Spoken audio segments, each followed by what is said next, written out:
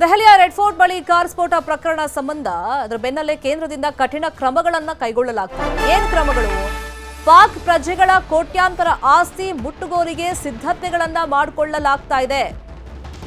ಇನ್ನು ಸುಮ್ಮನೆ ಕೂತ್ರೆ ಆಗಲ್ಲ, ತಕ್ಕ ಪಾಠವನ್ನ ಕಲಿಸಬೇಕು ಅಂತಂದ್ರೆ ಎಲ್ಲ ಆಯಾಮಗಳಲ್ಲೂ ಕಟ್ ಹಾಕಬೇಕಲ್ಲ. ಆ ನಿಟ್ಟಿನಲ್ಲಿ ಪಾಕ್ ಪ್ರಜೆಗಳ ಕೋಟ್ಯಾಂತರ ಆಸ್ತಿ ಮುಟ್ಟುಗೋಲಿಗೆ ಸಿದ್ಧತೆಗಳಾಗ್ತಾ ಇದೆ. ಕೇಂದ್ರದಿಂದಲೇ ಈ ಸೂಚನೆ ಬಂದಿದೆ. ಇನ್ನು ಬೆಂಗಳೂರಲ್ಲಿ ನಾವು ನೋಡೋದಾದ್ರೆ ಪಾಕ್ ಪ್ರಜೆಗಳ 100 ಕೋಟಿಯ ಆಸ್ತಿ ಇದೆ.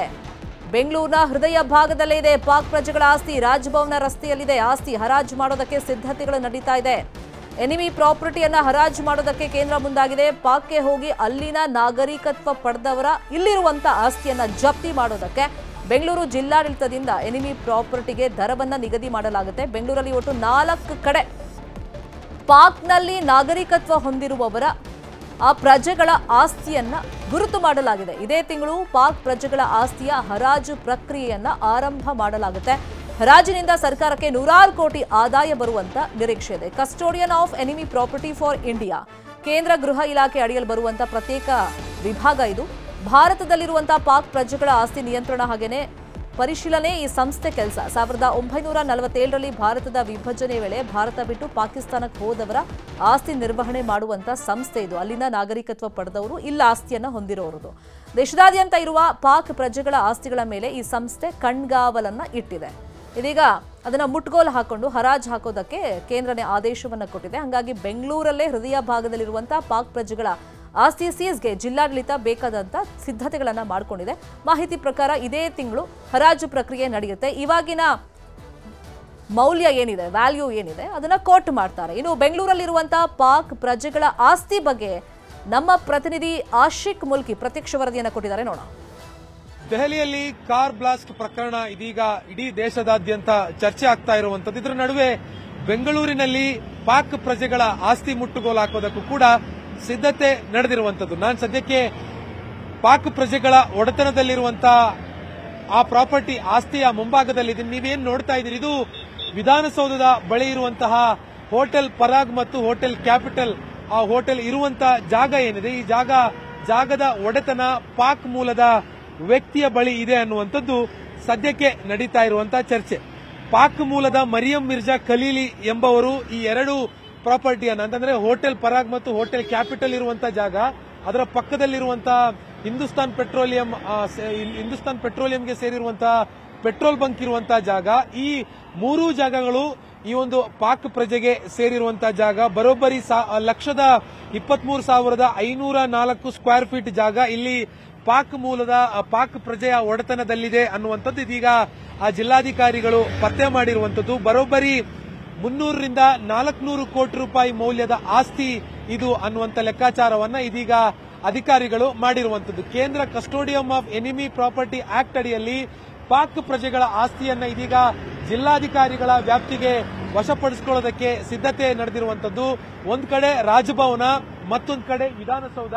ಈ 2 ಪ್ರಮುಖ ಜಾಗಗಳ ಮಧ್ಯಭಾಗದಲ್ಲಿ ಸುಮಾರು 1,23,504 ಸ್ಕ್ವೇರ್ ಫೀಟ್ ನಷ್ಟು ಜಾಗ ಪಾಕಿಸ್ತಾನದ ಮೂಲದ ವ್ಯಕ್ತಿಯ ಒಡೆತನದಲ್ಲಿದೆ ಅನ್ನುವಂಥದ್ದು ಇದೀಗ ಮಾಹಿತಿ ಬಹಿರಂಗಗೊಂಡಿರುವಂಥದ್ದು. ಕೇವಲ ಈ ಒಂದು ಜಾಗ ಮಾತ್ರ ಅಲ್ಲ, ವಿಕ್ಟೋರಿಯಾ ರಸ್ತೆಯಲ್ಲಿರುವಂತಹ ಸುಮಾರು 8,845 ಸ್ಕ್ವೇರ್ ಫೀಟ್ ನಷ್ಟು ಜಾಗ ಜೋಸೆಫೈನ್ ರಾಜಮ್ಮ ಸೇವಿಯರ್ ಅನ್ನುವಂತ ವ್ಯಕ್ತಿಯ ಹೆಸರಿನಲ್ಲಿದೆ. ಅವರು ಕೂಡ ಆ ಭಾರತವನ್ನ ಬಿಟ್ಟು ಈಗ ಪಾಕಿಸ್ತಾನದ ನಾಗರಿಕತ್ವವನ್ನ ಸ್ವೀಕರಿಸಿರುವಂತದ್ದು. ಇದರ ಜೊತೆಗೆ ಮೈಕಲ್ ತಾಮ್ ವಿಟಲ್ ಅನ್ನುವಂತ ಚೀನಾದ ನಾಗರಿಕರಾಗಿರುವಂತಹ ಇವರ ಹೆಸರಿನಲ್ಲೂ ಕೂಡ ವಿಠಲ್ ಮಲ್ಯ ರಸ್ತೆಯಲ್ಲಿ ಬರೋಬ್ಬರಿ 200 ಕೋಟಿ ಮೌಲ್ಯದ ಆಸ್ತಿ ಇರೋದು ಗೊತ್ತಾಗಿರುವಂತದ್ದು. ಜೊತೆಗೆ ಸೈಯದ್ ಅಬ್ದುಲ್ ಶುಕೂರ್ ಅನ್ನುವಂತ ವ್ಯಕ್ತಿಯ ಪಾಕಿಸ್ತಾನ ಮೂಲದ ವ್ಯಕ್ತಿಯ ಆಸ್ತಿಯೂ ಕೂಡ ಬೆಂಗಳೂರಿನಲ್ಲಿದೆ. ಕಲಾಸಿಪಾಳ್ಯದ ಬಳಿ ಸುಮಾರು 2,100 ಸ್ಕ್ವೇರ್ ಫೀಟ್ ನಷ್ಟು ಜಾಗ ಇವರ ಒಡೆತನದಲ್ಲಿದೆ. ಬರೋಬ್ಬರಿ ಈ ಎಲ್ಲಾ ಪ್ರಾಪರ್ಟಿಗಳು 1,500 ರಿಂದ 2,000 ಸ್ಕ್ವೇರ್ ಫೀಟ್ ನಷ್ಟು ಜಾಗ ಈ ಇವರ ಹೆಸರಿನಲ್ಲಿ ಬೆಂಗಳೂರಿನಲ್ಲಿದೆ ಅನ್ನುವಂಥದ್ದು ಇದೀಗ ಜಿಲ್ಲಾಧಿಕಾರಿಗಳು ಪತ್ತೆ ಮಾಡಿದ್ದಾರೆ. Custodian of enemy property act ಅಡಿಯಲ್ಲಿ ಇದನ್ನ ಮರುವಶಪಡಿಸಿಕೊಳ್ಳೋದಕ್ಕೆ ಇದೀಗ ಕೇಂದ್ರ ಸರ್ಕಾರ ಮುಂದಾಗಿರುವಂತದ್ದು. ಕೇಂದ್ರ ಸರ್ಕಾರದಿಂದ ಕಂದಾಯ ಇಲಾಖೆಗೆ ಪತ್ರ ಬರೆಯಲಾಗಿದೆ. ಕಂದಾಯ ಇಲಾಖೆಯಿಂದ ಬೆಂಗಳೂರು ನಗರ ಜಿಲ್ಲಾಧಿಕಾರಿಗಳಿಗೂ ಕೂಡ ಸೂಚನೆಯನ್ನು ಕೊಟ್ಟಿರುವಂತದ್ದು. ಸೂಚನೆಯನ್ನು ಕೊಟ್ಟು ಎಲ್ಲಾ ಪ್ರಾಪರ್ಟಿಗಳನ್ನು ಕೂಡ ಅದನ್ನ ವ್ಯಾಲ್ಯೂ ಮಾಡಿ ಅದಕ್ಕೆ ಎಸ್ಆರ್ ಮತ್ತು ಮಾರ್ಕೆಟ್ ದರವನ್ನ ನಿಗದಿ ಮಾಡಿ ಅದನ್ನ ಹರಾಜು ಪ್ರಕ್ರಿಯೆ ಮೂಲಕವಾಗಿ ಮತ್ತೆ ಜಿಲ್ಲಾಡಳಿತದ ವ್ಯಾಪ್ತಿಗೆ ತೆಗೆದುಕೊಳ್ಳಬೇಕು, ಇದು ಕಾನೂನಿನ ಪ್ರಕ್ರಿಯೆಯನ್ನ ಮುಗಿಸಿ ತೆಗೆದುಕೊಳ್ಬೇಕು ಅನ್ನುವಂತಹ ಸೂಚನೆಯನ್ನ ಪತ್ರದ ಮೂಲಕ ಕೇಂದ್ರ ಗೃಹ ಇಲಾಖೆಯ ಅಡಿಯಲ್ಲಿ ಬರುವಂತಹ custodian of enemy property act ಸಂಸ್ಥೆ ಈ ಒಂದು ಪ್ರಕ್ರಿಯೆಗೆ ಇದೀಗ ಚಾಲನೆ ಕೊಟ್ಟಿರುವಂತದ್ದು. ಕೇವಲ ಬೆಂಗಳೂರಿನಲ್ಲಿ ಮಾತ್ರ ಅಲ್ಲ, ಇಡೀ ದೇಶಾದ್ಯಂತ ಇರುವಂತಹ ಪಾಕ್ ಪ್ರಜೆಗಳ ಆಸ್ತಿಯನ್ನ ಮುಟ್ಟುಗೋಲು ಹಾಕೋದಕ್ಕೆ ಈ ರೀತಿಯಾಗಿ ಸಿದ್ಧತೆ ನಡೆದಿರುವಂತದ್ದು. ಬೆಂಗಳೂರಿನಿಂದ ಕ್ಯಾಮರಾ ಪರ್ಸನ್ ನೂರ್ ಅಹಮದ್ ಜೊತೆ ಆಶಿಕ್ ಮುಲ್ಕಿ, ನ್ಯೂಸ್ 8.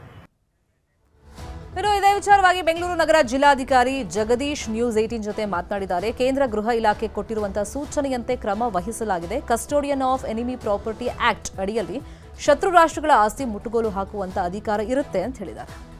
ಈಗ ನಮ್ಮ ಜೊತೆಗೆ ಬೆಂಗಳೂರಿನ ಜಿಲ್ಲಾಧಿಕಾರಿಗಳಾಗಿರುವಂತಹ ಜಗದೀಶ್ ಅವರಿದ್ದಾರೆ. ಸರ್, ಎನಿಮಿ ಪ್ರಾಪರ್ಟಿಗಳನ್ನ ಈಗ ನಿಮ್ಮ ವಶಕ್ಕೆ ಕಾನೂನು ವ್ಯಾಪ್ತಿಗೆ ತೆಗೆದುಕೊಂಡಿರುವಂತದ್ದು ಏನಿದೆ ವಿಚಾರ, ಮುಂದೆ ಪ್ರೊಸೀಜರ್ ಏನು?